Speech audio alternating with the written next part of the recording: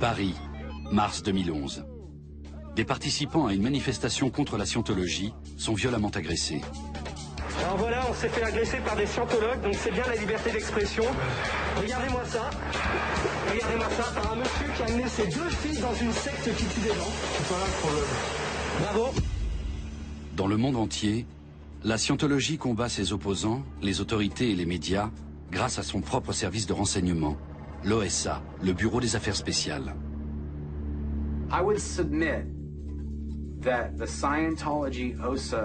L'OSA est l'un des services de renseignement les plus anciens qui soient. Il est en activité permanente depuis plus de 50 ans. L'OSA est à la scientologie ce que la Stasi était à l'Allemagne de l'Est. Nous avons voulu savoir ce que cachait ce service spécial de la scientologie. Nous voulons découvrir pourquoi la scientologie a besoin d'un service de renseignement et quel est son rôle. Selon le discours officiel des scientologues, l'OSA est le service en charge de la communication et des affaires juridiques. Mais la réalité est tout autre.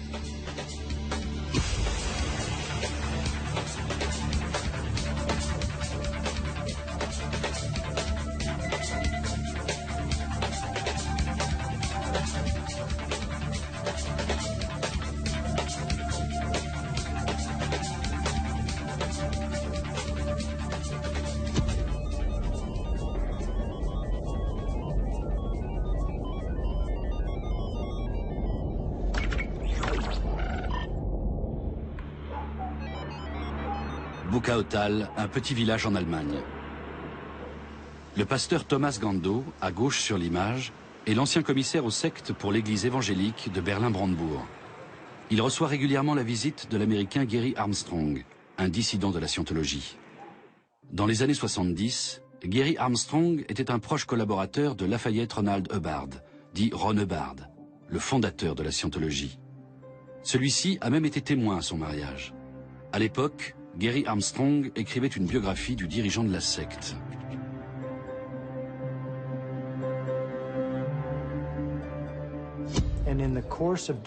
Au cours de mes recherches, j'ai recueilli des informations montrant que cet homme avait menti toute sa vie. Il avait menti au sujet de sa famille, de ses études, de ses qualifications. Il prétendait notamment être physicien nucléaire. Il avait menti sur toute la ligne, si bien que toutes mes croyances au sujet de la scientologie se sont effondrées. Il ne s'agit pas du tout d'une organisation éthique. Au contraire, elle va à l'encontre de tout sens moral. Depuis qu'il a quitté la secte au début des années 80, Gary Armstrong s'est engagé au niveau international dans une sorte de guérilla contre la scientologie. Depuis 30 ans, l'OSA ne le quitte pas d'une semelle. Même dans le petit village de Buchautal, il a été placé sous surveillance depuis son arrivée. L'OSA met en œuvre des moyens considérables pour l'espionner.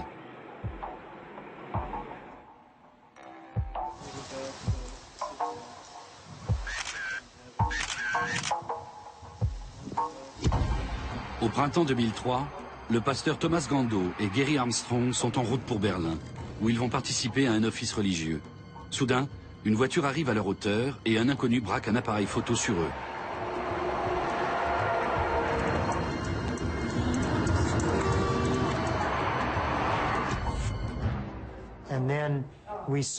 On a vu l'homme à bord de cette voiture nous prendre en photo.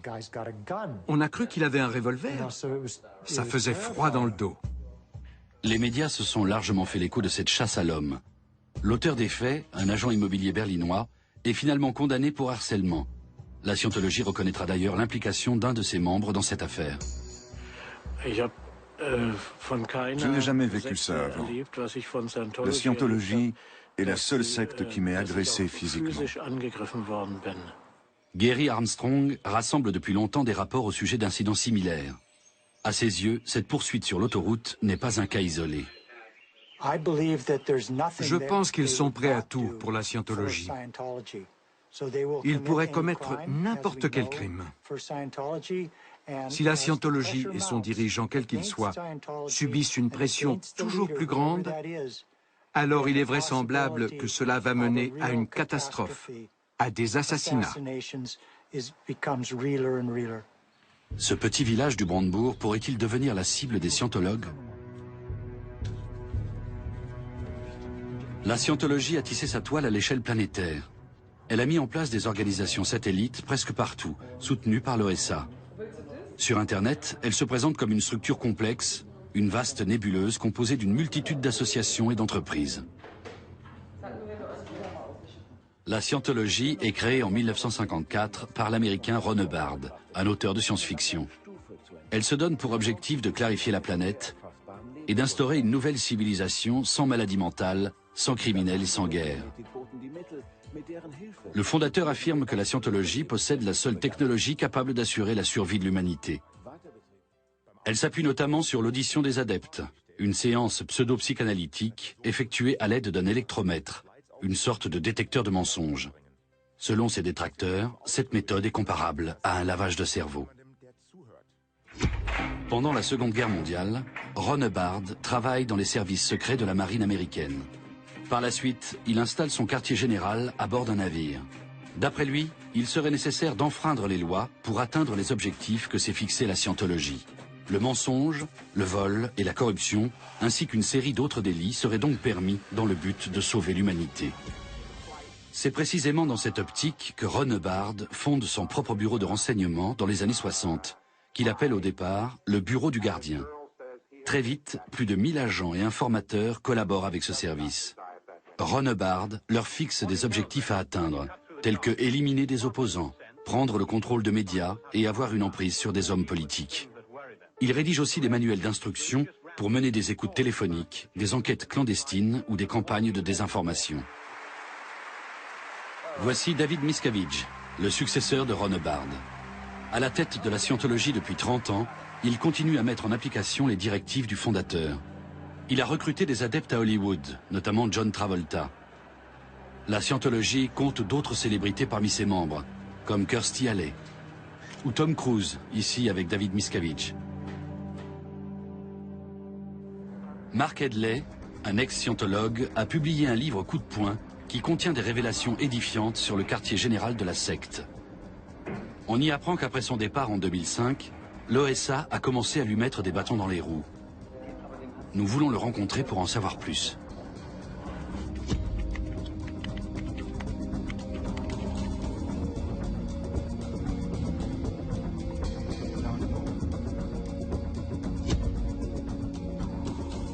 Direction les États-Unis, à Washington, où il nous a fixé rendez-vous.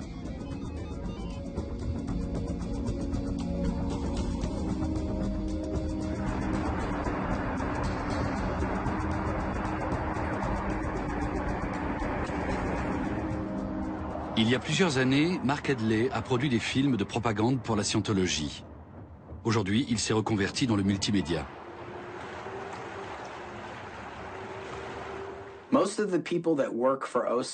La plupart des membres de l'OSA travaillent pour la scientologie depuis 20, 30, voire 40 ans. Ils lui sont dévoués corps et âme, 24 heures sur 24 et 365 jours par an. Ils ne font rien d'autre. Les gens qui travaillent directement pour l'OSA sont convaincus que l'avenir de l'humanité dépend de leurs actions. S'ils n'obéissent pas aux ordres de David Miscavige, alors la survie de l'humanité pourrait être menacée. Dans les années 70, à Washington, une affaire retentissante oppose la secte et son fondateur au gouvernement américain. Il s'agit de l'opération Snow White, un des plus grands scandales d'espionnage de l'histoire des États-Unis. Cette opération est lancée par la scientologie pour se protéger d'une enquête la visant. Des scientologues infiltrent de nombreux ministères et ambassades pour voler des milliers de documents confidentiels. Ils mettent aussi des politiciens sur écoute et découvrent ainsi les mesures prises par le gouvernement pour lutter contre la secte. C'est une sombre affaire qui ébranle les États-Unis.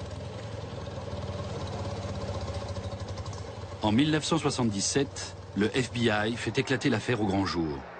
11 cadres haut placés de la scientologie sont reconnus coupables et condamnés à des peines de prison. Ce scandale porte un coup dur à la scientologie. À la fin des années 70 et dans les années 80, quand la scientologie a été mise en cause par le gouvernement américain, ils ont appliqué une nouvelle stratégie. Ils ont converti la scientologie en une religion. Ils étaient convaincus que certains de leurs problèmes seraient résolus s'ils s'abritaient derrière le rempart de la religion. Cela a très bien fonctionné aux États-Unis. Ils ont essayé d'appliquer la même stratégie dans d'autres pays afin de convaincre les gouvernements que la scientologie était une religion. Ainsi, si on leur reprochait des agissements illégaux, le gouvernement ne pourrait pas intervenir car il serait tenu de respecter la liberté de religion. À l'époque, la pression de Washington est avant tout exercée par l'administration fiscale fédérale. Des millions de dollars de dettes fiscales sont en jeu. Si la scientologie est contrainte de les honorer, elle risque de faire faillite. Mais elle contre-attaque. Elle assigne des milliers d'agents des instances gouvernementales pour abus de pouvoir et paralyse ainsi leur action. En 1993, le fisc capitule. La scientologie est reconnue d'utilité publique et est exonérée de toute imposition fiscale. Le fait que le fisc américain détermine si telle ou telle organisation est d'utilité publique ou non n'a pas beaucoup de sens. Mais la scientologie y a vu un moyen d'être reconnue comme religion par les autres pays.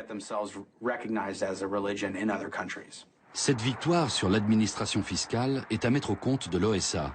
Elle illustre l'importance des moyens utilisés par le service de renseignement, tant sur le plan des effectifs que des moyens financiers mobilisés. À l'époque, Mike Rinder était le directeur de l'OSA. Voici des documents d'archives montrant Mike Rinder. De parents scientologues, il a gravi les échelons sous la protection de David Miscavige. À la tête de l'OSA depuis les années 80, il s'est fait beaucoup d'ennemis. Des recherches sur Internet nous apprennent que Mike Rinder a quitté la secte en 2007. Mais il continue toujours à représenter l'idéologie scientologue. Aujourd'hui, il est le porte-parole d'un groupe appelé les Scientologues indépendants. Nous essayons d'entrer en contact avec lui et des anciens membres haut placés nous aident à organiser un rendez-vous. Nous mettons le cap sur la Floride, où habite l'ex-directeur du service de renseignement.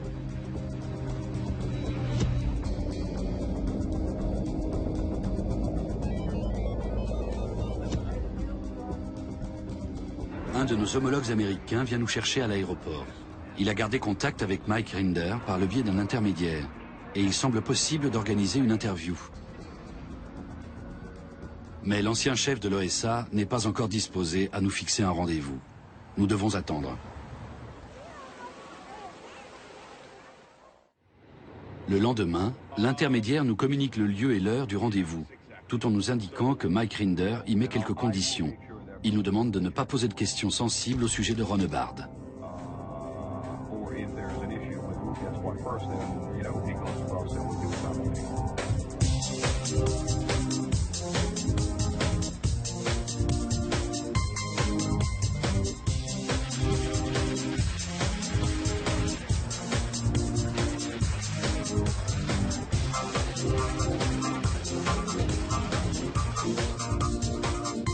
Dans la pure tradition des services secrets, le rendez-vous est fixé dans un hôtel à proximité de la ville de Tampa-Saint-Pétersbourg. Mike Rinder est sur ses gardes.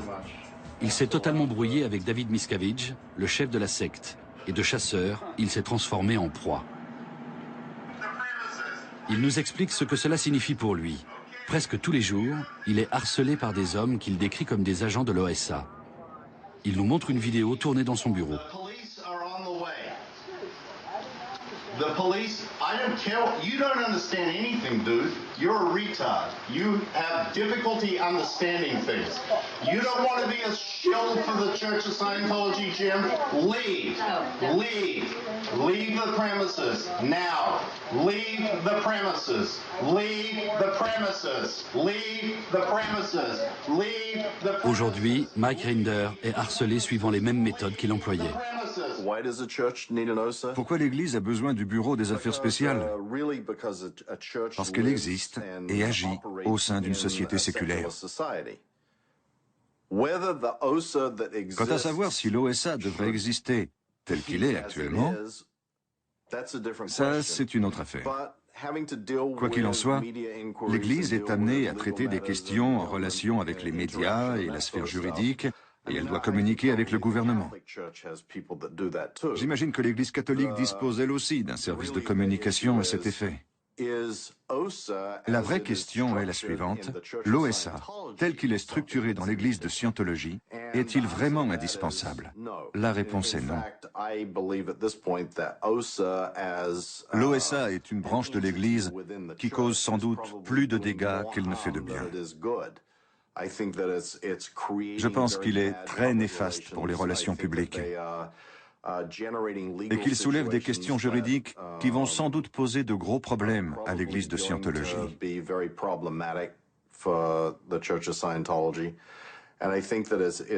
Je pense que l'OSA est aussi le reflet de la psychose maniaco-dépressive de David Miscavige. Please welcome Mr. Mike Rinder. David Miscavige avait salué chaleureusement son directeur du service de renseignement. En effet, l'OSA a beaucoup œuvré pour que la Scientologie soit exonérée d'imposition fiscale.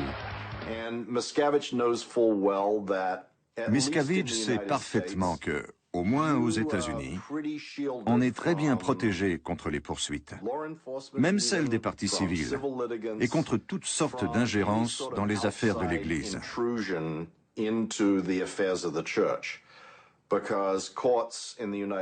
Parce que les tribunaux américains ne peuvent pas rendre des décisions remettant en cause le droit au libre exercice de la religion. L'exonération de l'imposition fiscale a créé un immense bouclier de protection qui permet d'empêcher toute ingérence dans les affaires de l'Église et toute influence extérieure. Le label d'utilité publique protège aussi le Bureau des affaires spéciales. Il est composé de 3 grandes sections: investigation, relations publiques et affaires juridiques.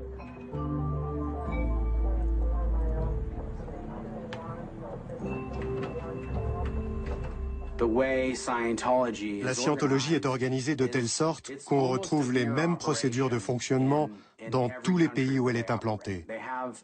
Il existe un organigramme établi par Ron Hubbard que David Miscavige a remanié pour l'OSA. Dans chaque pays, les mêmes départements appliquent exactement les mêmes stratégies et réalisent les mêmes opérations. Nous regagnons maintenant l'Europe pour enquêter sur l'une des premières opérations d'envergure menées par l'OSA sur le territoire allemand.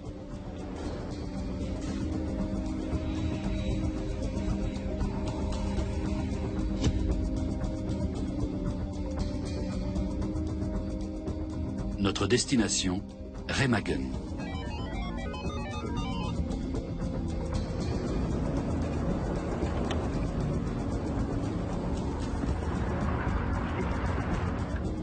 C'est ici qu'habite l'avocat Ingo Heinemann.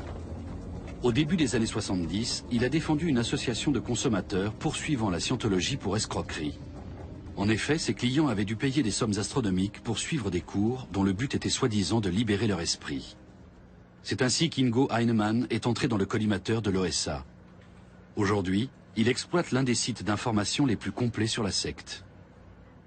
Je la considère comme dangereuse à maints égards. D'abord pour les consommateurs, car elle porte cruellement préjudice à ceux qui se font embrigader. Pas seulement du point de vue financier, mais aussi dans tous les aspects de leur vie. D'autre part, elle nuit aussi à l'ordre public. C'est la raison pour laquelle l'Office de protection de la Constitution intervient en la matière. Diriez-vous que la Scientologie est anticonstitutionnelle? Oui, c'est évident. La Scientologie est contraire à la Constitution. Toute personne qui agit constamment en violation des lois pénales peut être considérée comme contrevenant à la Constitution. Je suis d'avis que c'est le cas de la Scientologie, et j'estime qu'elle viole aussi les droits de l'homme et les libertés fondamentales. Peut-on le prouver? Une chose est sûre en tout cas, Ingo Heinemann a été espionné et pris en filature par cet homme, Norman Souchanek.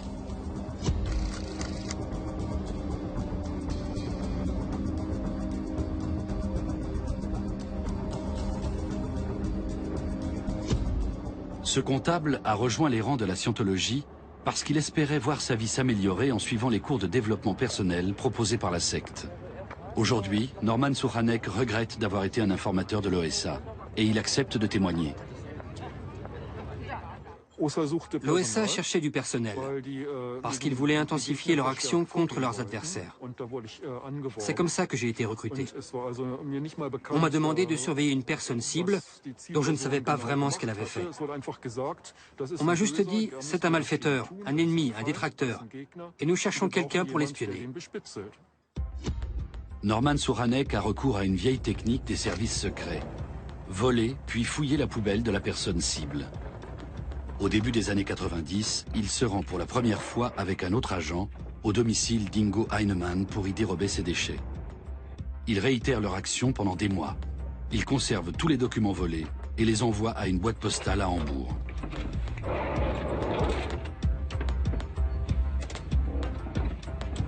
Norman Souranek s'appuie sur les directives de l'OSA, définies dans ce qu'ils appellent leur plan d'investigation pour l'Allemagne. Ce document dicte aux agents la marche à suivre. Qu'est-ce que vous avez trouvé dans les poubelles de M. Heinemann? Quel type de renseignements? On cherchait toutes sortes d'informations. Ça comprenait les correspondances en tout genre. Mais on cherchait aussi des médicaments, des bouteilles d'alcool. Tout présentait un intérêt. Les journaux qu'il lisait aussi. Il est tout aussi important d'espionner les habitudes de la personne cible. Norman Souranek doit donc aussi surveiller le domicile d'Ingo Heinemann la nuit. La scientologie veut tout savoir au sujet de ses détracteurs. J'ai entendu parler d'un autre cas.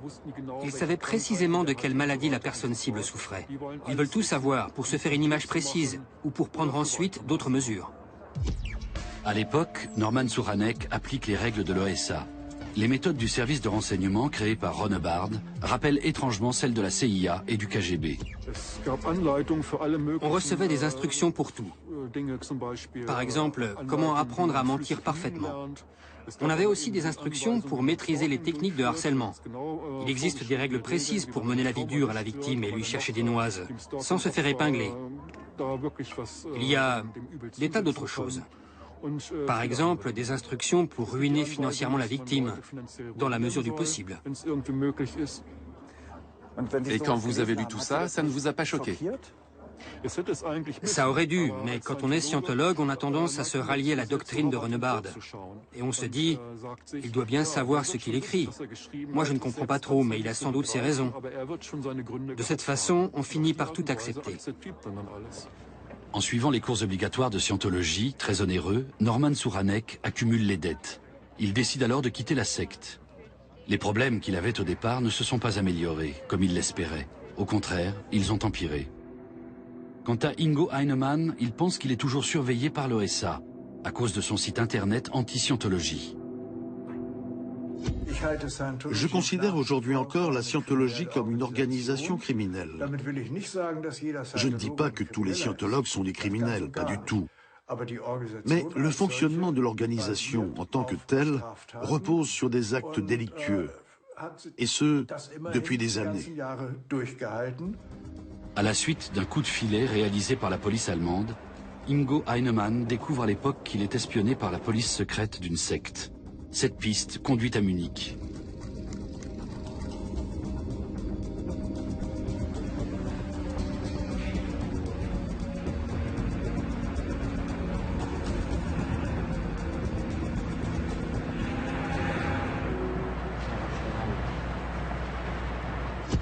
Voici le siège de la scientologie de Munich. En 1984, Ingo Heinemann porte plainte contre la secte. Le parquet ordonne alors la perquisition de différents biens immobiliers munichois appartenant à la scientologie. Les enquêteurs y découvrent des dossiers brûlants auxquels nous avons aujourd'hui accès. Parmi eux figure ce document qui détaille les directives destinées aux agents secrets de l'OSA. Une telle découverte est sans précédent en Allemagne. Nous avons rendez-vous au tribunal d'instance de Munich avec l'homme qui à l'époque a dirigé l'enquête dans l'affaire Heinemann. Il est aujourd'hui à la retraite. À notre arrivée, il nous informe qu'il ne souhaite plus s'exprimer devant nos caméras pour protéger sa famille, nous dit-il. Ce farouche adversaire de la scientologie nous apprend cependant que les enquêtes menées dans les années 80 ont révélé des opérations secrètes que l'OSA prévoyait de lancer en Allemagne. il nous fait aussi part des pressions que la scientologie fait subir à ses détracteurs.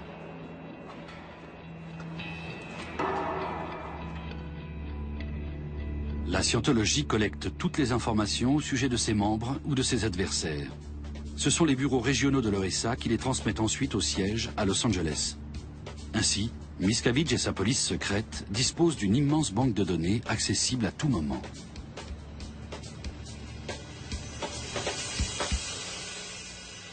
Il existe aussi un dossier au sujet de l'ex-scientologue Mark Edley que nous pouvons consulter. Il contient divers éléments d'enquête et des comptes rendus d'écoute téléphonique. L'OSA a enregistré puis retranscrit des conversations téléphoniques privées et professionnelles et a même consigné minutieusement le déroulement d'une fête d'anniversaire.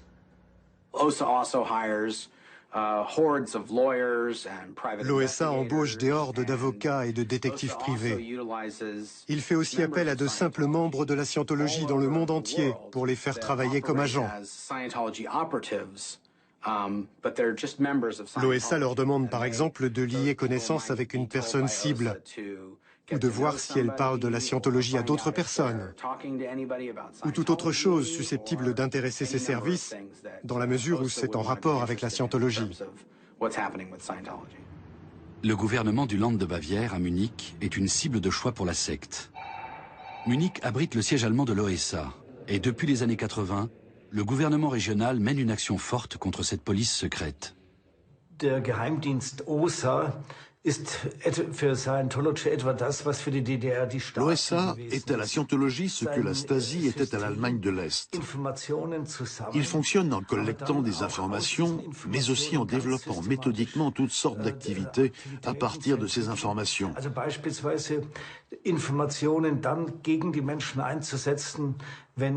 exemple, il les utilise contre les membres qui veulent quitter l'organisation. Ainsi, il peut faire du chantage à ceux qui sont tentés de décrocher en les menaçant de rendre publiques des données à caractère privé les concernant. Par ailleurs, l'OSA enquête systématiquement, presque à la manière des services de sécurité, sur les adversaires de la scientologie afin de lutter contre eux. Cela montre bien qu'il s'agit d'un système répressif qui, en fin de compte, fonctionne à la manière de la Stasi. L'Office de protection de la Constitution considère que l'OSA déploie des efforts énormes, tant sur le plan des effectifs que des moyens financiers, pour obtenir des renseignements. L'argent nécessaire à ces activités proviendrait du trésor de guerre de l'Association internationale des scientologues, alimenté en partie par les dons de riches membres, et estimé à environ $1 milliard.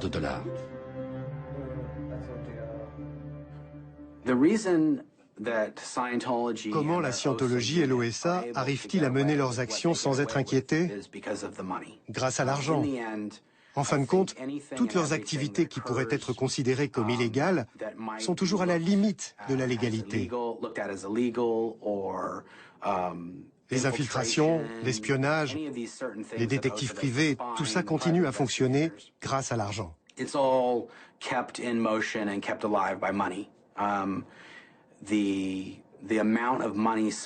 Quand j'y étais dans les années 2000, on dépensait $100 000 par semaine pour l'OSA. C'était la somme dont ils disposaient chaque semaine. Résumons. Des ex-scientologues haut placés confirment l'existence de l'OSA, un service de renseignement interne à la secte qui espionne les détracteurs et les dissidents. Selon eux, l'OSA disposerait de moyens financiers presque illimités.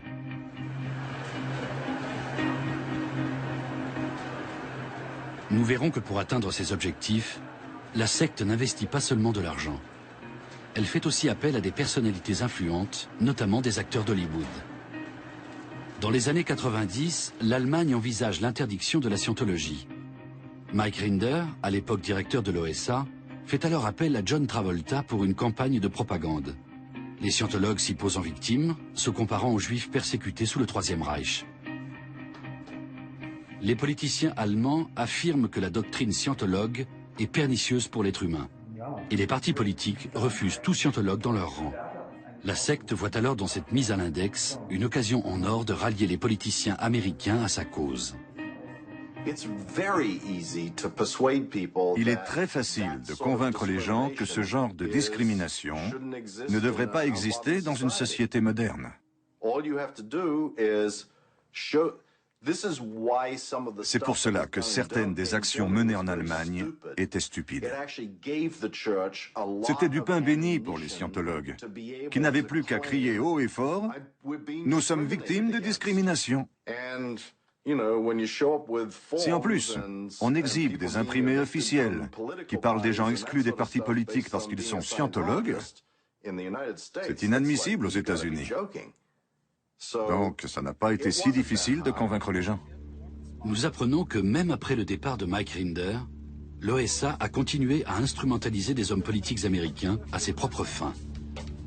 Cette nouvelle piste nous conduit à Hambourg.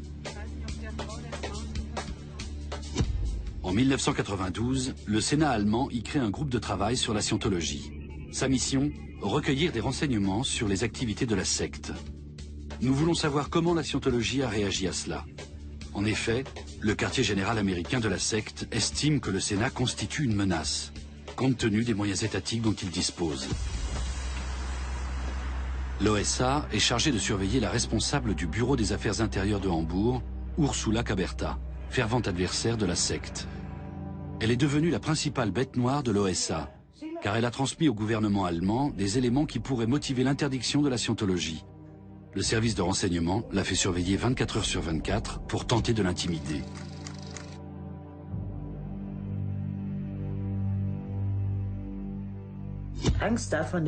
Il ne faut pas avoir peur, car la peur est un instrument qui confère du pouvoir à la scientologie. Ils cherchent à effrayer les gens.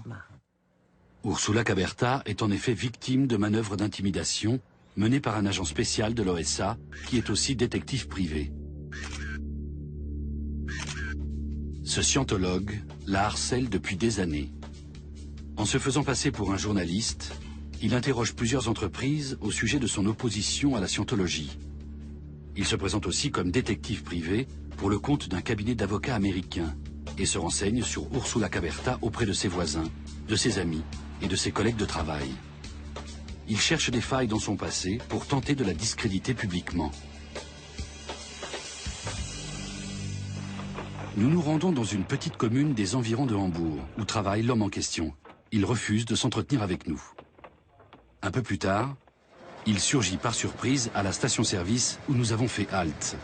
La tension monte et il en vient aux mains, en voulant nous enlever de force la caméra. Hé toi, lâche ta caméra, sinon je t'en colle une. Si tu continues, je te casse la gueule. Dans ce cas, je dépose plainte. T'auras de mes nouvelles. Fais gaffe. Tu vas rentrer chez toi en ambulance. Je demande à voir. Lâche ça.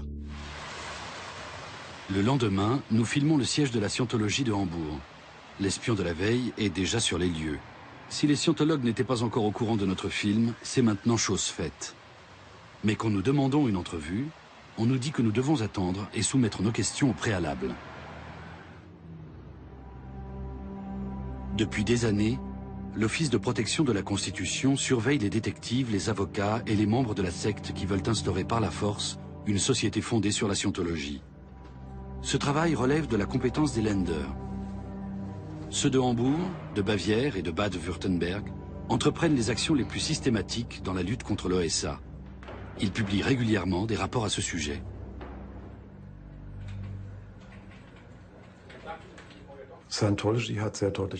La scientologie a déclaré très clairement, sans jamais en démordre, qu'elle prônait l'avènement d'une nouvelle civilisation fondée sur la scientologie. Elle a dit aussi de façon très explicite qu'il fallait tout d'abord instaurer une véritable démocratie avec des scientologues.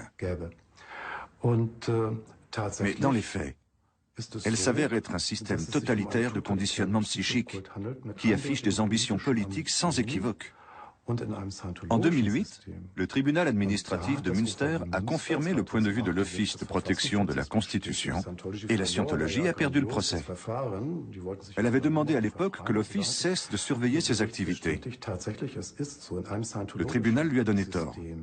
Dans un système dominé par la scientologie, des valeurs centrales auxquelles nous sommes attachés sont écartées, ou du moins très limitées. Au cours de cet entretien, nous apprenons aussi que des agents de l'OSA sont régulièrement démasqués.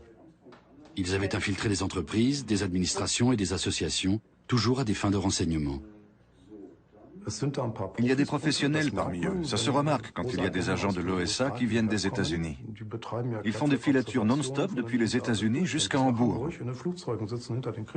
Dans l'avion, ils espionnent les conversations de détracteurs et transmettent ensuite ces informations à des scientologues allemands. On voit nettement qu'ils sont américains, car ils font preuve d'un grand professionnalisme. Ce genre de filature est toujours pratiqué aujourd'hui, comme nous en avons été témoins en 2011, à l'aéroport de Hambourg. Ursula Caberta vient accueillir un ancien éminent scientologue qui arrive des États-Unis. Nous remarquons que des individus suspects prennent des photos à la dérobée. Cette femme dissimule son appareil derrière une pancarte. Cet homme est en train d'observer Ursula Caberta. Nous remarquons au moins 6 personnes qui prennent des photos et les transmettent avec leur téléphone portable. Ursula Caberta salue son hôte Marty Rasbonne, autrefois numéro 2 de la secte après David Miscavige. Nous repérons encore d'autres espions. Les membres haut placés qui ont quitté la scientologie sont qualifiés de personnes suppressives, c'est-à-dire d'ennemis jurés de la secte. L'OSA est aux trousses de dizaines de dissidents à travers le monde. Son objectif est de les réduire au silence. Nous décidons d'aborder un des hommes qui a photographié Marty Rasbonne. Hallo. Hallo. Schönen guten Tag, wir sind von Arte. Von wem sind Sie? Von Arte. Wollten Sie auch Marty Rasbonne begrüßen? Wen wollten wir was? Marty Rasbonne begrüßen. Wer ist das? Na, den Sie eben so fotografiert haben. Ah. Und, haben Sie was dagegen? Kennen Sie den? Nee. Warum fotografieren Sie den denn dann? Weil ich viele Leute fotografiere, genauso wie ich Sie jetzt fotografiere. Problem? Certains individus s'intéressent manifestement de près à la personne qu'Ursula Caberta vient chercher à l'aéroport. Notre interlocuteur américain, lui aussi, connaît bien Ursula Caberta. À l'époque, nous savions que c'était la personne la plus malfaisante sur Terre. Nous étions tous au courant. C'était un fait établi, compte tenu des informations qu'on nous donnait, des photos qu'on nous montrait et des histoires qu'on nous racontait sur ce qu'elle avait fait. Nous savions sans l'ombre d'un doute qu'elle était la personne la plus malfaisante du monde. Mike Rinder a manifesté lui aussi contre Ursula Caberta en Allemagne. Il l'a inscrite sur la liste noire d'un site internet où elle a fait l'objet de diffamation. Il me semble que vous l'aviez surnommé le nouveau Goebbels. Vous vous souvenez? C'est probable. C'est-à-dire, ça ne me surprend pas. Je pense que, de mon point de vue, j'ai essayé de la décrire d'une façon imagée aux yeux des Américains.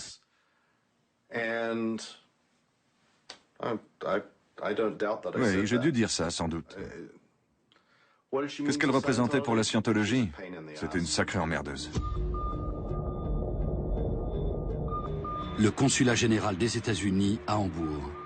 À plusieurs reprises, Ursula Caberta y a été convoquée, afin de justifier les mesures qu'elle avait prises contre la scientologie.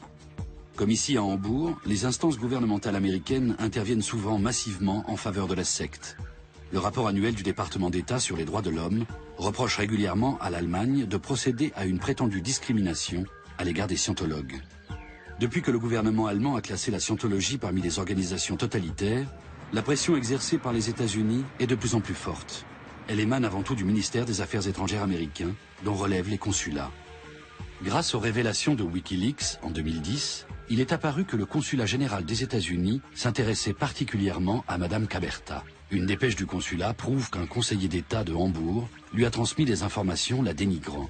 De plus, le consulat a organisé des réunions pour faire de la publicité en faveur de Narconon, une association de lutte contre la drogue dépendante de la scientologie. Le consulat général des États-Unis organise des réceptions. Sur la liste des invités figurent régulièrement des hommes d'affaires, des politiciens, le préfet de police, des députés, tout le gratin. Si j'étais à la place d'une organisation extrémiste qui veut approcher les décideurs du monde de la politique, de l'économie et de la culture, je ne trouverais pas de meilleure plateforme qu'un consulat américain. C'est exactement leur raisonnement. Et ça montre bien leur influence. Il y aura au moins une dizaine de personnes qui sortiront de là en se disant « Les Américains n'ont pas l'air de trouver ça si grave. Pourquoi est-ce que les Allemands en font tout un plat ?» Ça fait partie de la stratégie de Ronebard. Ces gens cherchent à créer un climat où la scientologie peut croître et prospérer sans entrave. C'est à cela que leur sert le consulat américain. C'est un outil remarquable. Bien sûr, le consulat réfute cette analyse et refuse de nous accorder une entrevue. Nous avons demandé à Mike Rinder son avis sur la question. Comment les infos transitent-elles par le consul américain de Hambourg? Je ne sais pas. On informe le département d'État et on l'incite à donner des instructions aux consuls des différents pays. Et qui incite le département d'État à agir ainsi?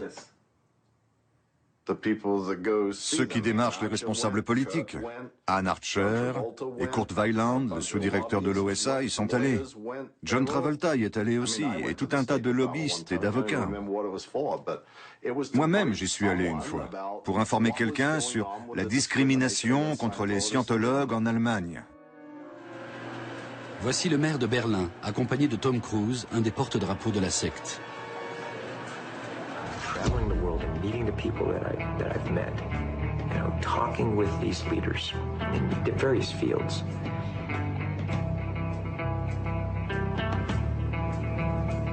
They want help, and they are depending on people who know and who can be effective and do it, and that's us. Tom Cruise fait l'apologie d'une organisation qui en Allemagne est contraire à la Constitution. Le gouvernement américain, lui, soutient la secte. Le gouvernement américain fait figure de protecteur d'une organisation qui est bien établie aux États-Unis. C'est compréhensible d'emblée. Mais de toute évidence, nous avons un point de vue complètement différent sur cette organisation. Le danger qu'elle présente est sous-estimé outre-Atlantique, ou alors il se peut qu'elle ait déjà trop d'emprise sur certaines instances du gouvernement américain, ce qui explique de telles réactions. Quoi qu'il en soit, cela ne nous perturbe pas pour autant. J'ai une opinion bien arrêtée sur la scientologie, et on ne m'en fera pas démordre. À Hambourg, les choses ne se passent pas comme en Bavière. En 2010, le gouvernement du Land supprime du jour au lendemain le groupe de travail sur la scientologie dirigé par Ursula Caberta. La raison invoquée, trop coûteux. Nous cherchons à savoir si le consulat américain a joué un rôle dans cette décision. Nous nous rendons au conseil municipal de Hambourg qui a approuvé la suppression du groupe de travail. Nous y retrouvons l'homme qui, selon des dépêches diplomatiques, a calomnié Ursula Caberta auprès du consulat américain. Il s'agit de Christoph Allaus, l'ancien conseiller d'État et premier maire de la ville. Il a refusé toutes nos demandes d'interview. Nous tentons notre chance pendant une interruption de séance. Vom SWR. Wir müssen jetzt rein. Wir haben eine Frage zur Scientology. Nee, später, wir müssen rein. Sie haben... Mais à l'issue de la séance, Christoph Allaus refuse toujours de nous parler. Des scientologues manifestent devant le bureau d'Ursula Caberta. Les porte-paroles de l'OSA, Frank Bush et Jörg Stettler, sont présents. C'est la section Relations publiques de l'OSA, chargée de l'organisation de ce genre d'événements. Depuis des mois, nous sollicitons une interview auprès de l'OSA, en vain. Mais voilà qu'aujourd'hui, Jörg Stettler, un haut responsable, vient spontanément vers nous.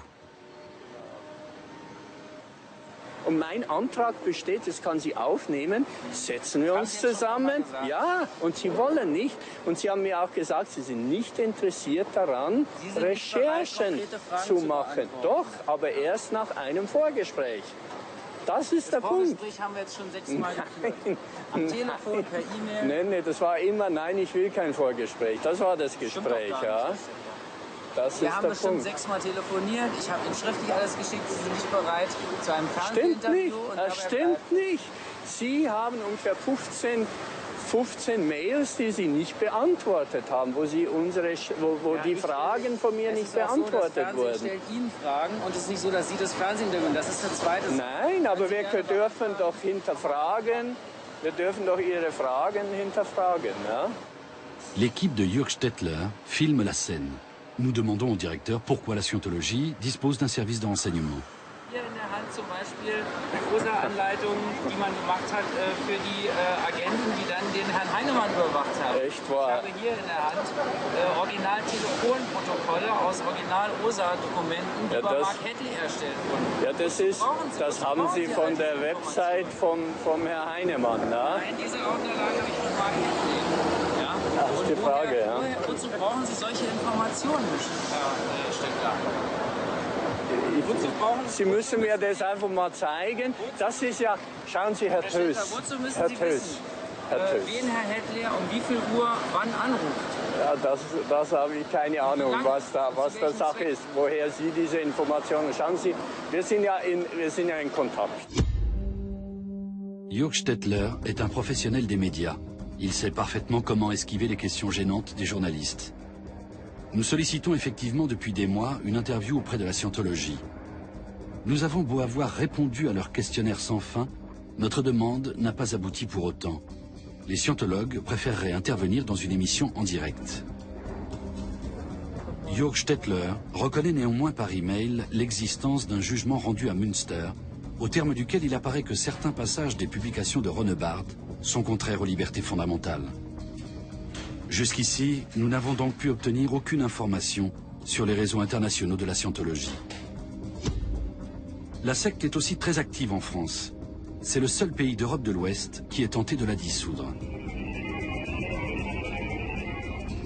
Nous décidons de poursuivre notre enquête à Paris. Nulle part l'OSA n'est allé aussi loin. Il a réussi à infiltrer plusieurs ministères et même le bureau de l'Élysée.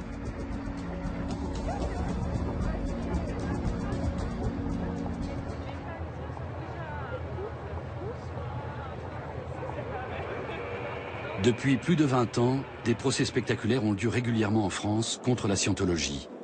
La plupart des actions en justice ont été intentées pour escroquerie, les montants en jeu étant faramineux, comme dans le cadre du procès de 2009. Le parquet et les parties civiles pensaient avoir recueilli assez d'éléments pour obtenir la dissolution de la scientologie. À l'issue du procès, la secte a tout de même été condamnée à verser une amende de 600 000 €. Pour l'avocat des plaignants, Olivier Maurice, c'était une grande victoire. C'est le jugement que vous attendiez? Écoutez, c'est une décision tout à fait remarquable qui a été rendue par les juges du tribunal de grande instance de Paris. Ils ont tenu à développer de façon très précise les méthodes de la scientologie qui les a conduits à condamner, et c'est une première, pour la première fois, les personnes morales de l'église de Scientologie pour escroquerie en bande organisée. Ils ont insisté sur ces méthodes qui relèvent de l'escroquerie et sur l'organisation. Cette fois non plus, cela n'a pas suffi pour dissoudre la secte. Plusieurs mystères émaillent la longue histoire judiciaire qui oppose la France à la scientologie. Penchons-nous de plus près sur 3 d'entre eux. Tout d'abord, l'article de loi modifié, puis les dossiers disparus, et enfin, l'agent auprès de Mitterrand.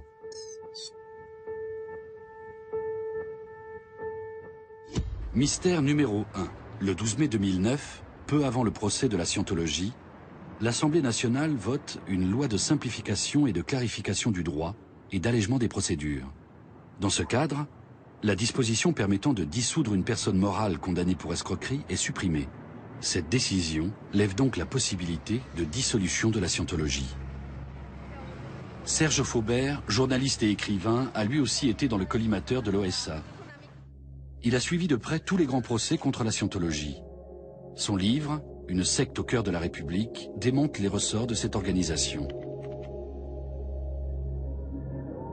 Nous lui demandons pourquoi la modification de l'article de loi en question est passé inaperçu aux yeux des députés.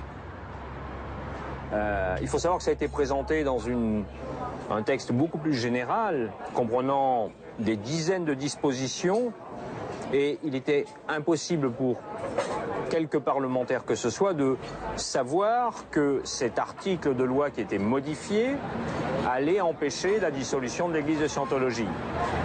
Maintenant, on peut, et c'est la question que toute l'opinion s'est posée, on peut se demander pourquoi le législateur français a fait appel à un cabinet privé pour toiletter la loi française. C'est quelque chose qui apparaît proprement ahurissant. Aucun parlementaire n'a donc relevé cette modification. Seul Maître Olivier Maurice l'a détecté. Les auteurs de cette modification ne sont toujours pas identifiés. Je crois qu'il y a un dysfonctionnement tant au niveau du Parlement qu'au niveau du ministère de la Justice. Et d'ailleurs, ils se sont rendus compte de ce dysfonctionnement puisqu'ils ont rétabli la loi telle qu'elle était, mais incontestablement, ça a pu bénéficier aux scientologues. Mystère numéro 2. En 1998, dans l'enceinte même du palais de justice de Paris, un tome et demi du dossier d'instruction sur la scientologie disparaît mystérieusement. Cela profite bien sûr à la secte. Un an plus tard, à Marseille, d'autres documents relatifs à la scientologie, qui étaient aux mains de la justice, se volatilisent. Une femme de ménage les aurait jetés par inadvertance.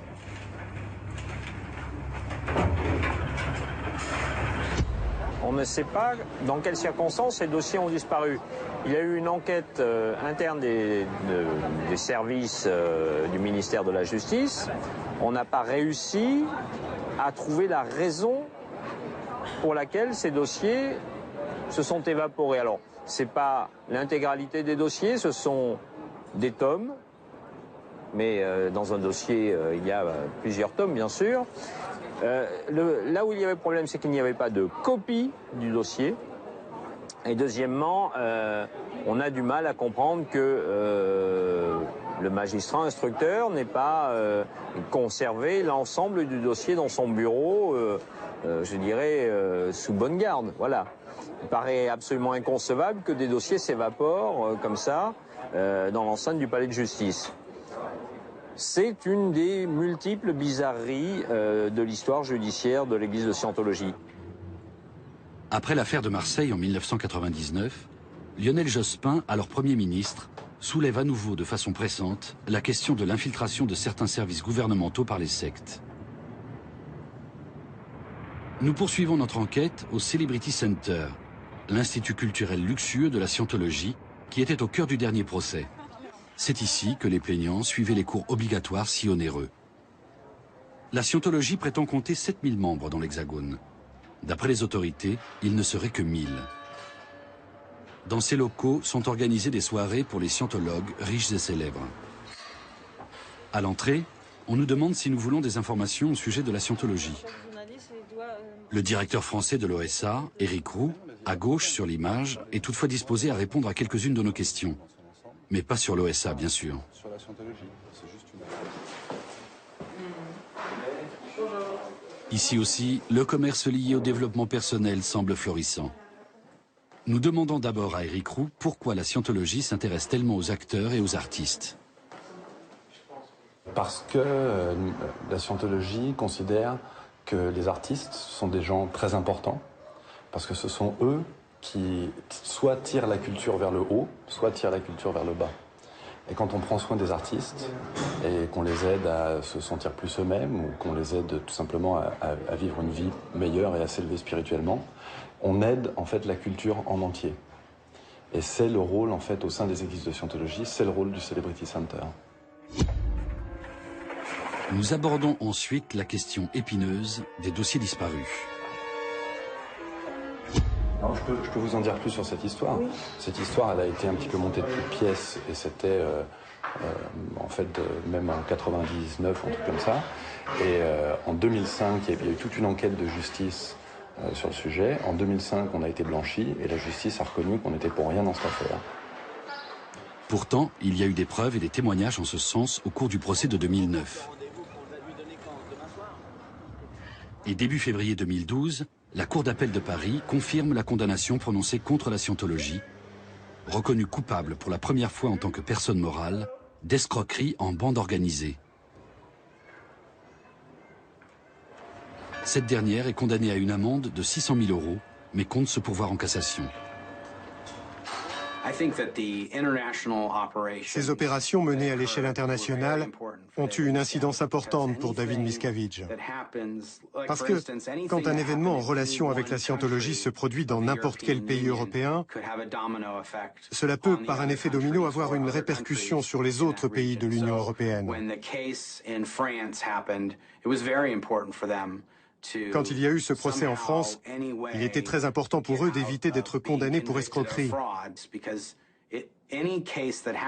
En effet, perdre un procès ou être poursuivi en justice constitue alors un précédent pour tout procès ultérieur.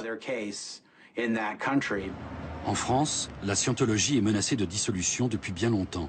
C'est pour cela que l'OSA y est actif depuis les années 80. En dépit des procès qui l'ont ébranlé, la secte poursuit néanmoins ses activités dans l'Hexagone. Mystère numéro 3. Serge Faubert a révélé comment l'OSA, au début des années 90, était parvenu à se hisser jusqu'aux plus hautes sphères du pouvoir. Il a pu se procurer des téléx émanant de l'antenne française de l'OSA et destinés au quartier général basé à Los Angeles. À l'époque, la scientologie réussit à placer des agents en haut lieu au sein de plusieurs ministères. Un espion s'infiltre même dans l'entourage immédiat du président François Mitterrand. Son nom de code, F10. L'OSA veut recueillir des informations au sujet des opérations que l'État compte engager contre la scientologie. L'OSA veut aussi obtenir la remise en liberté de 3 de ses dirigeants emprisonnés. F10 est un ancien policier d'élite. Il est d'une efficacité redoutable, comme le notent les rapports internes de l'OSA. Le ministère de la Justice est actuellement court-circuité par le président de la République. C'est une ligne directe qui fonctionne bien pour nous.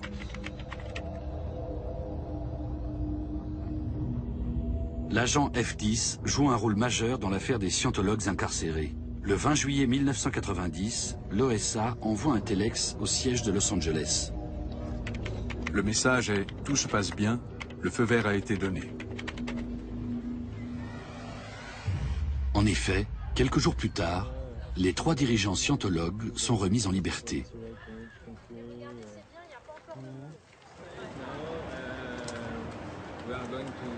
Serge Faubert nous explique que l'agent F10 s'est ensuite rapidement éclipsé en Afrique avant le début de l'enquête sur cette affaire. Il a été aperçu dernièrement en Ouganda. Et de fait, l'église de Scientologie a réussi ce travail de lobbying auprès du président de la République, puisque, il faut le reconnaître aujourd'hui, l'instruction judiciaire contre l'église de Scientologie a été quand même sérieusement perturbée, pour ne pas dire entravée, par le peu de soutien qu'elle a rencontré au plus haut sommet de l'État. Serge Faubert insiste sur l'influence de l'OSA. Réussir à placer un agent directement auprès du président de la République, c'était un succès sans précédent pour la secte. Quelle sera maintenant l'issue du procès ouvert en 2012 à Paris? L'OSA sera-t-il à nouveau blanchi? Alors l'OSA, à l'évidence, qui constitue le service secret de la scientologie, bien sûr qu'elle est dangereuse parce qu'elle est prête à utiliser des méthodes qui sont des méthodes totalitaires. L'un des responsables, Mike Rinder, a expliqué qu'il fallait anéantir les opposants de la scientologie. Ça veut dire que la scientologie est prête à utiliser tous les moyens possibles pour s'opposer aux adversaires de la scientologie. Sur Internet, on retrouve en effet des déclarations similaires de Mike Rinder, où il répète à la lettre les prédications de Ron Hubbard et de David Miscavige. Voici des vidéos montrant Mike Rinder lorsqu'il était directeur de l'OSA. À l'étranger, notamment en France, son nom est associé à la plupart des affaires concernant la scientologie. J'ai toujours été persuadé que les affaires survenues en Allemagne, en France, en Russie ou ailleurs En fait, l'un des problèmes de David Miscavige, et il en a beaucoup, c'est qu'il n'a pas de vision pour l'avenir, autre que son bien-être personnel. J'ai toujours considéré qu'il était très problématique de laisser les choses se dégrader dans quelque pays que ce soit, parce qu'en fin de compte, cela a un impact sur ce qui se passe dans le reste du monde. Et il y a beaucoup de précédents en la matière. En effet, les événements survenus sous la présidence de Mitterrand ont encore des répercussions à l'heure actuelle. C'est pourquoi Serge Faubert doute que la dissolution de la scientologie soit un jour prononcée en France. Mais il y a surtout un changement très net d'approche de l'Église de Scientologie depuis que Nicolas Sarkozy est président de la République. C'est-à-dire qu'il y a l'idée que l'Église de Scientologie est une confession parmi d'autres et que c'est une minorité spirituelle et qu'il conviendrait, après tout, de non pas la considérer, mais en tout cas d'avoir vis-à-vis d'elle la même approche que celle que les autorités américaines peuvent avoir. En France, les médias soulignent l'influence des États-Unis en la matière. Quand le gouvernement français envisage de prendre des mesures contre la scientologie, la pression des États-Unis augmente. En 2001, par exemple, la puissante commission des affaires étrangères du Sénat américain a menacé d'instaurer une obligation de visa pour les ressortissants français si les hostilités à l'égard de la scientologie persistaient. Il y a eu incontestablement des pressions politiques, officiellement. Notamment Madeleine Albright est intervenue lorsqu'elle était secrétaire d'État aux affaires étrangères. Elle est intervenue directement auprès du Premier ministre à l'époque pour essayer de soutenir la scientologie. Il y a un certain nombre de politiques américains qui défendent la scientologie. Comment expliquer que des politiciens américains soutiennent tant la scientologie, notamment en France? Dans les coulisses de l'Élysée, on cherche à créer un climat de bienveillance envers cette communauté religieuse, soi-disant persécutée. Dans les journaux scientologues, on salue les victoires de la secte. Mais comment Mike Rinder est-il parvenu à ce résultat? On y est arrivé en recrutant les bonnes personnes. Ça se passe comme ça pour tout à Washington. On peut par exemple engager un ancien responsable du département d'État, qui s'est maintenant mis à son compte. On peut embaucher un lobbyiste qui connaît monsieur Untel. À Washington, tout passe par le lobbying. Il s'agit de trouver les gens qui connaissent ceux qui déjeunent avec ceux qui ont des contacts avec les gens influents. En France, les opposants à la secte organisent régulièrement des manifestations. En Europe, les scientologues évitent d'avoir recours à la violence ouverte contre leurs adversaires. Pourtant, en mars 2011, ils agressent violemment des manifestants. Alors voilà, on s'est fait agresser par des scientologues, donc c'est bien la liberté d'expression. Regardez-moi ça. Regardez-moi ça, par un monsieur qui a amené ses 2 filles dans une secte qui tue des gens. C'est pas là le problème. Bravo, alors regardez, mon matériel est cassé. Monsieur, bonjour.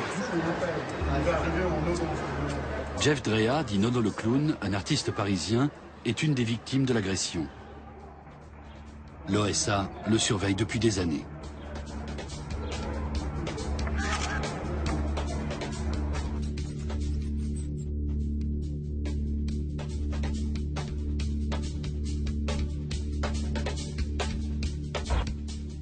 Une enquête est ouverte contre les 2 agresseurs présumés, des scientologues. L'affaire secoue les médias.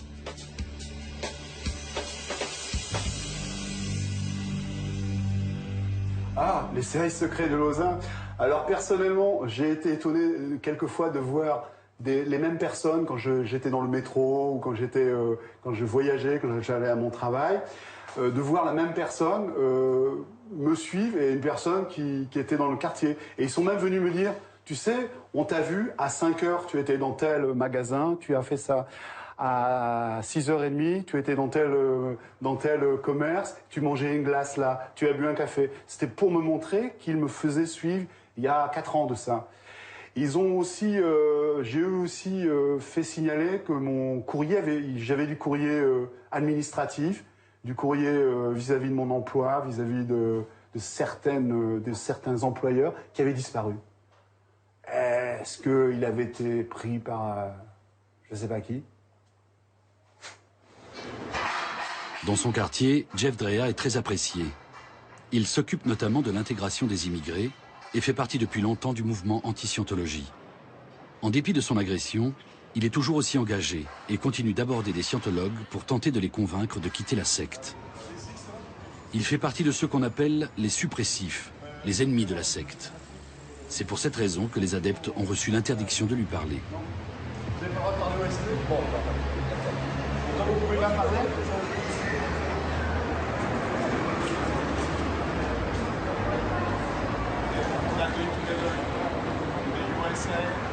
Pour moi, non, c'est une secte qui est violente. C'est une secte, lorsqu'elle est attaquée ou lorsqu'elle se sent attaquée, on l'a vu ces dernières années, ils n'hésitent pas à taper sur les opposants. Comme la majorité des Français, Jeff Drea espère que la scientologie sera un jour dissoute. Un seul. Attends. Malgré la pression de l'OSA, il entend bien poursuivre son combat.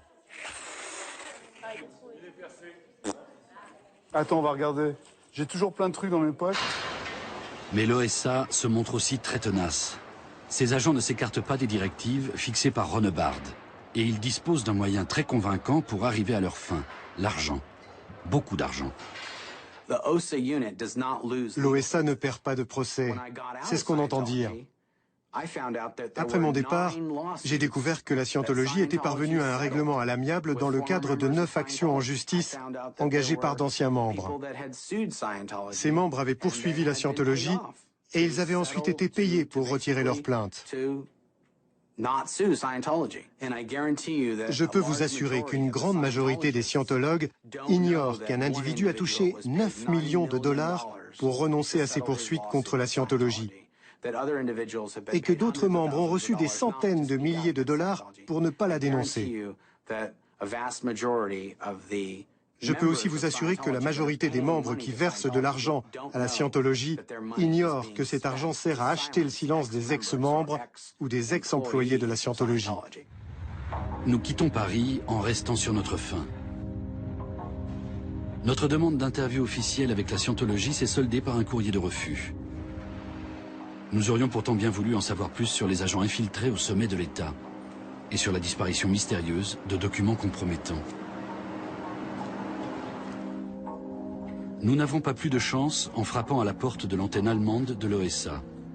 Jürg Stettler, responsable des départements presse et affaires juridiques de la secte, refuse toujours de se prêter au jeu de l'interview. Sabine Weber, présidente de la Scientologie de Berlin, décline aussi notre invitation. Elle nous renvoie vers Jürg Stettler.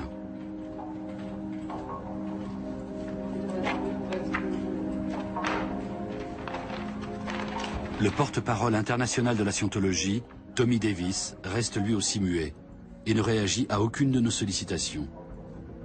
Nous décidons alors de traverser l'Atlantique pour rejoindre le quartier général de la Scientologie, basé à Hollywood.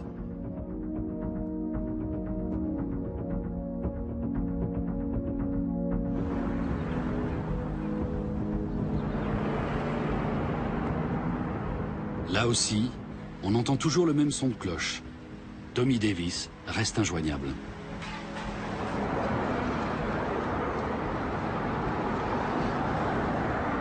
Cette fois, nous allons directement à la source, le siège central de la Scientologie à Hollywood.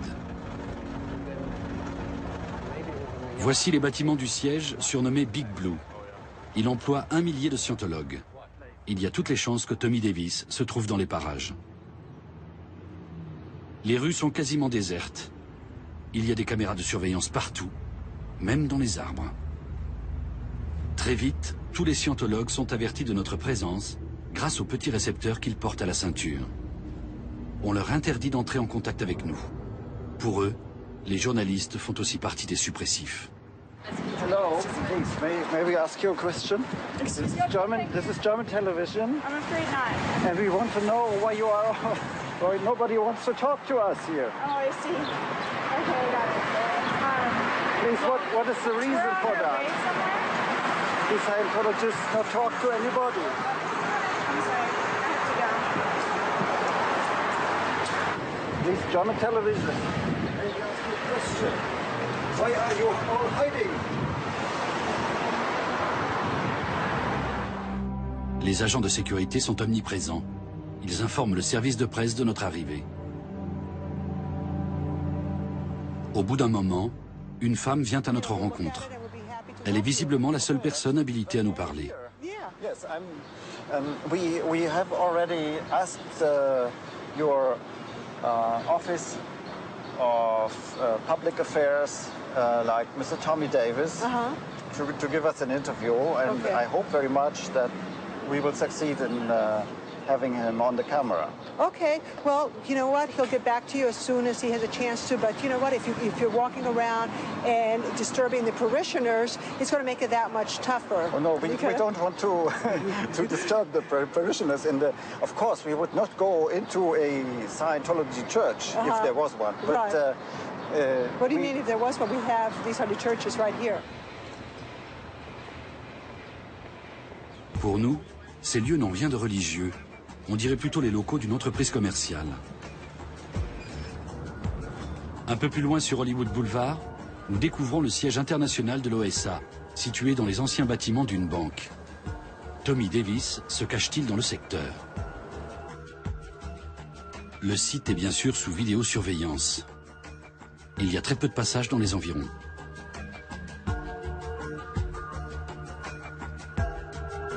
Depuis son QG ultra protégé, David Miscavige dirige en toute discrétion, avec une centaine de proches collaborateurs, un réseau d'informateurs, de lobbyistes, d'avocats et de détectives. Voici comment procède la Scientologie et l'OSA. Ils embauchent des avocats qui recrutent à leur tour d'autres avocats ou une agence de détectives privés qui font ensuite appel à d'autres détectives privés pour surveiller des ex-scientologues ou des détracteurs de la Scientologie. Il y a donc plusieurs niveaux d'organisation entre la personne cible et l'OSA. Ainsi, il est difficile de prouver que tel détective travaille pour telle agence, qui est elle-même au service de tel avocat, qui lui travaille pour un autre avocat au service de l'OSA.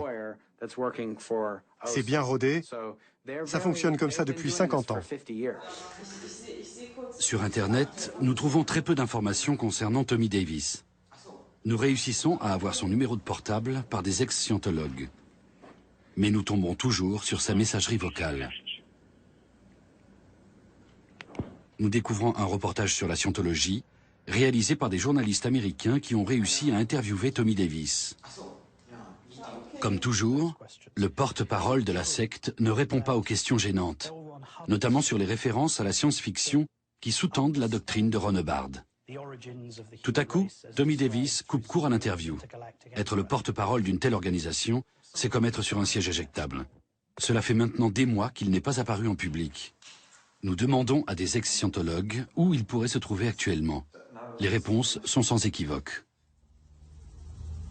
Voici le repère de David Miscavige dans le désert californien. Au cœur du site, ce bâtiment est décrit par les dissidents comme un camp de rééducation où sont enfermés les éminents scientologues devenus impopulaires. Tommy Davis serait-il ici? Certaines personnes, moi y compris, devaient retrousser leurs bas de pantalon et ramper à quatre pattes sur les tapis intérieurs et extérieurs des bâtiments. À première vue, ça n'a pas l'air méchant. Mais à force de faire ça, on finit par s'érafler et par se brûler les genoux et la paume des mains. Au bout du compte, on a les genoux et les mains en sang, et c'est assez douloureux. Les adeptes étaient contraints de ramper comme ça, en guise de punition pour ne pas avoir admis certaines choses qu'ils étaient censés admettre. Bien que l'on fasse état de violation des droits de l'homme dans ces locaux depuis des années, la police n'y a encore jamais réalisé de coup de filet. Quand les enquêteurs interviennent poliment, on leur explique que toutes les personnes sont ici de leur plein gré et qu'aucune plainte n'a été déposée.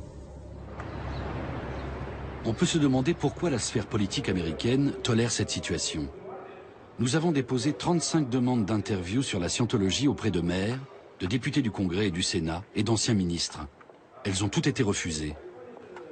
Nous faisons une dernière tentative lors d'une séance de questions publiques au conseil municipal de Los Angeles. C'est ici que siège le politicien responsable du district abritant le QG de la scientologie. Tous les citoyens américains ont le droit de poser des questions. David, notre collègue américain, remplit le formulaire. Peu après, l'attaché de presse informe le député Eric Garcetti de notre demande. Sa réaction ne se fait pas attendre. On nous invite de façon claire et nette à quitter la salle.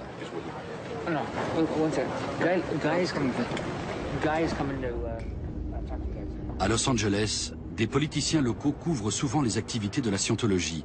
Ce n'est un secret pour personne. Certains adversaires ont fait une découverte étonnante. Ces documents représentent les dons qu'a reçus Jeff Stone, un politicien de la région. Au total, il s'agit d'une somme importante, répartie en petits versements provenant de scientologues. C'est ainsi que la secte camoufle ses contributions, destinées à s'assurer le soutien des autorités politiques locales. Nous visionnons aussi une vidéo réalisée par des adversaires de la secte, qui demandent des explications à Jeff Stone. Ce politicien s'occupe du district où habite David Miscavige.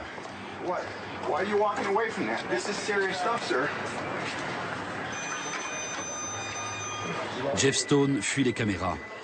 Tout de suite après, un des détracteurs est arrêté sans motif. Why are you arresting him?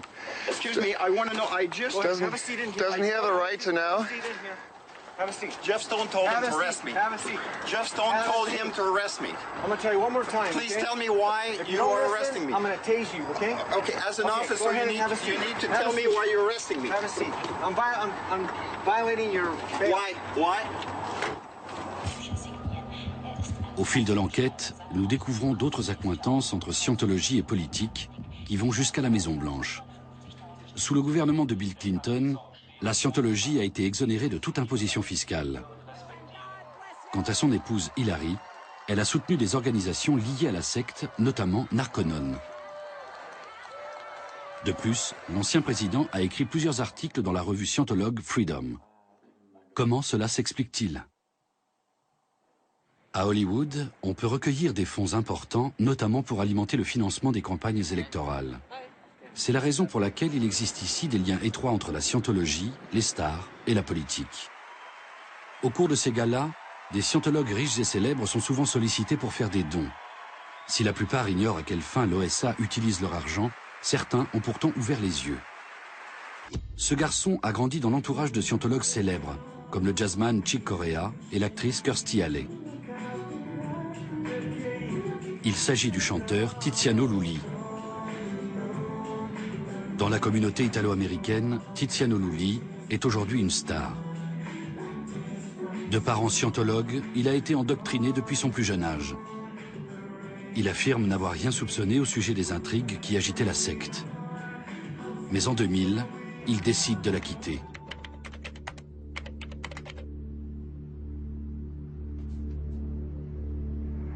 Le chanteur habite sur les hauteurs de Hollywood. Nous acceptons volontiers sa proposition de venir l'interviewer à son domicile. À une époque, il était très courtisé, comme tous les scientologues célèbres. Depuis qu'il a quitté l'organisation, il est surveillé 24 heures sur 24. J'ai tout plaqué parce que j'avais vu trop de choses. La scientologie n'était plus telle que je l'avais connue. J'ai essayé de comprendre ce qui se passait au sein de l'Église. L'extorsion d'argent, l'absence flagrante de compassion. Tout ça me faisait penser aux nazis. J'ai toujours détesté ça. La scientologie justifie ça en brandissant la notion de liberté comme une carotte et en disant « tu dois faire comme ça parce que nous faisons comme ça ». Tout ça n'a aucun sens, mais c'est justifié par cette histoire de liberté ultime, qui vous permet de devenir un surhomme. C'est comme ça qu'ils vous vendent le truc. Tiziano Lulli filme les détectives de l'OSA. Il a déjà enregistré et identifié plus de 70 privés chargés de le surveiller. Vous voyez le gros là? C'est le même qui était devant chez moi. Pour devenir un surhomme au sens scientologue, Tiziano Lulli a dépensé des centaines de milliers de dollars. Quand il a raccroché les gants, il a perdu presque tous ses amis de l'époque. Pourtant, il ne regrette pas sa décision, malgré toutes les tracasseries qu'il subit.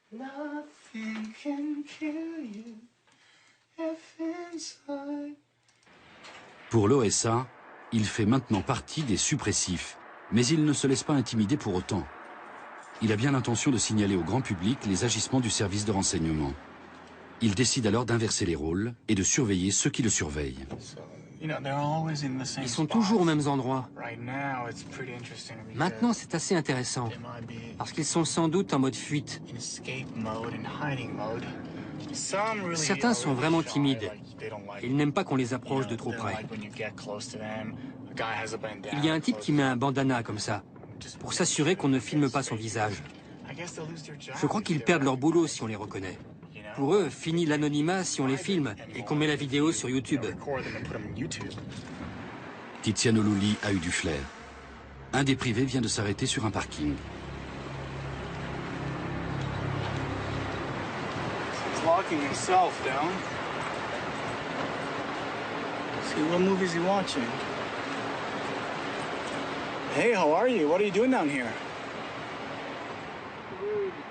Sur le siège du passager, il a laissé des notes en évidence. Cette tactique de renseignement, appelée enquête publique, est destinée à intimider la victime. You have a problem me watching you now?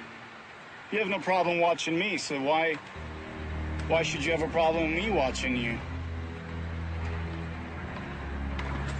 You're getting money from a corrupted organization, man. How the hell do you sleep at night? You know, they're doing human trafficking, slavery, forced abortion, beatings, violence. All right, have a good day. What a great day you're gonna have. Le chanteur a dû sécuriser sa maison à grand renfort de systèmes d'alarme et de caméras de surveillance. Les images sont retransmises sur son portable 24 heures sur 24. C'est bien d'être toujours en mesure de savoir qui est chez moi. En plus, j'ai les enregistrements, à n'importe quel moment. Les voisins ont peur des détectives et appellent souvent la police. Mais Tiziano Lulli est tenace et ne veut pas être réduit au silence. Depuis le temps, ils devraient savoir que l'argent qu'ils reçoivent a été extorqué à des gens qui ont subi un lavage de cerveau. Les dirigeants de la scientologie disent qu'ils sauvent la planète. Mais en réalité, ils dépensent 50 000 $ par jour juste pour nous surveiller. Moi, Jason Biggie, Mike Rinder et Marty Rathbun. L'OSA reçoit donc des sommes colossales pour traquer ses adversaires. Voilà donc l'envers du décor. Tant qu'elles jouent le jeu, les célébrités sont toujours les bienvenues. Comme ici, lors des rencontres Tétan, un gala organisé en 2007. Les stars sont le trait d'union entre la secte et le monde politique.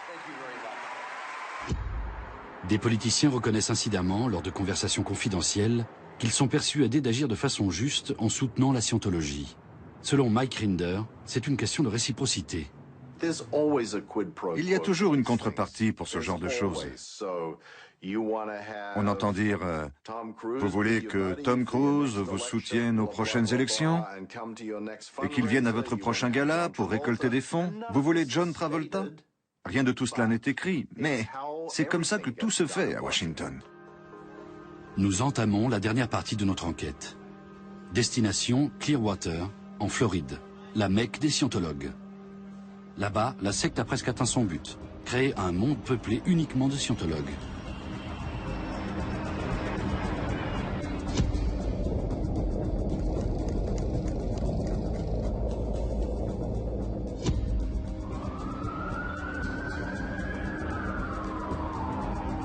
Clearwater était autrefois un lieu de villégiature apprécié.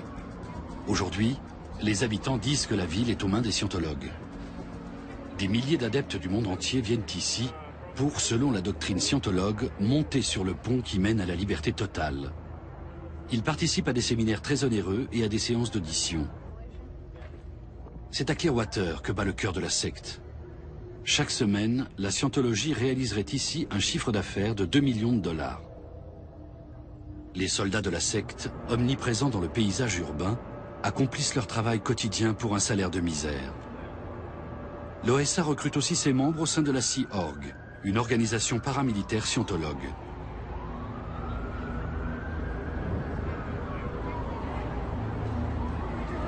Un vigile veut nous chasser et appelle la police.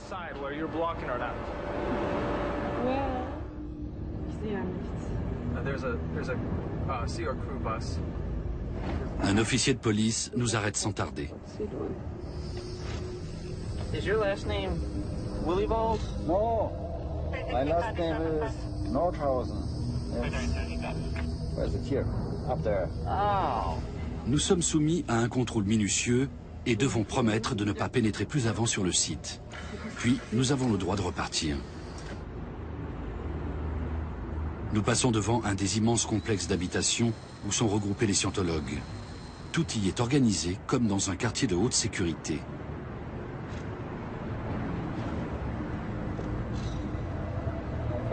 Luc Lirotte, ici à gauche, est un avocat bien connu à Clearwater. Il représente avec succès des victimes qui poursuivent la secte.